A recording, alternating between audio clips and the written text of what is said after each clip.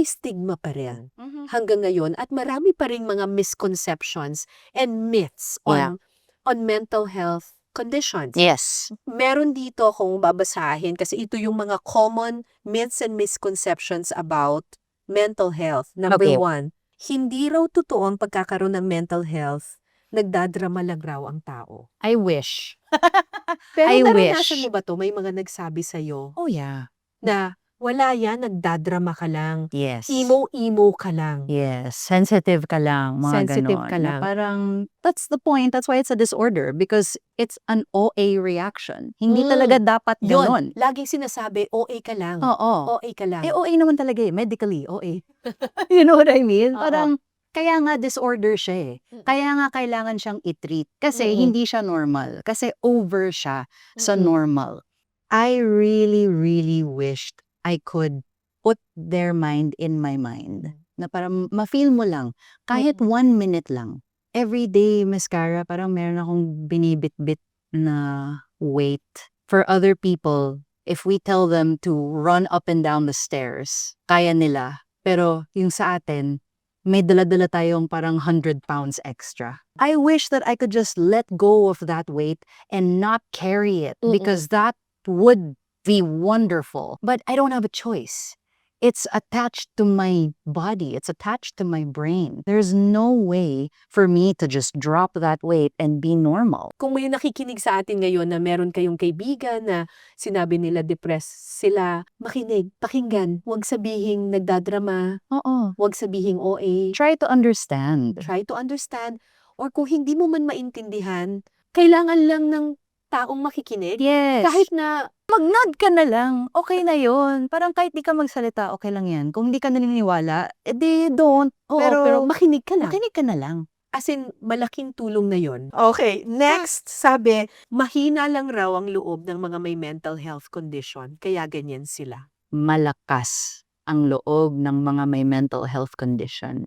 Simply because kailangan nating lahat maging normal. It takes so much effort to be at a baseline level. At saka may ibang mental health conditions na triggered din ng iba't ibang factors like, di ba, life experiences, poverty. Oh, yeah. Di ba? Yes. Problema, abuse. Yes. Di ba? Okay, number 3, pangmayaman lang daw ang sakit na ito. I think that is dangerous thinking. Yes.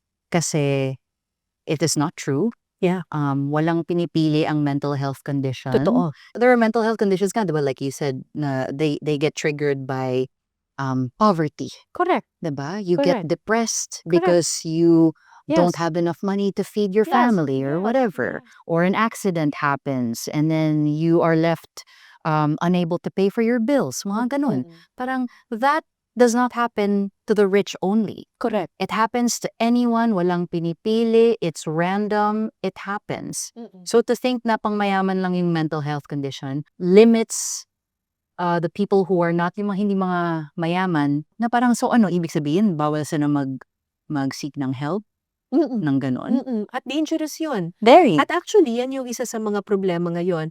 Ako, may ginawa akong documentary. Ang title ay Bilanggo ng Isipan. Ba't ka daw nila kinadena, Teng? Bakit daw? Ganyan. Ganyan. Tungkol sa isang lugar sa probinsya, sa Leyte, kung saan walang psychiatrist doon sa kanilang lugar, kaya kinukulong sa loob ng bahay yung mga taong may schizophrenia. Oh my God. Kasi hindi nila alam What to do. what Yeah. to do. Yun ang problema kapag ang mindset natin pang mayaman lang siya. Oo. 'Di ba? Lalong nawawalan ng Mental health support. support. Yes. Saka yung Doon sa mga access.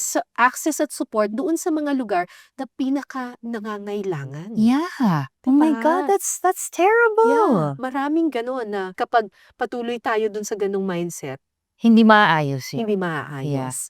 Masama raw ang gamot para sa mental health. I completely disagree.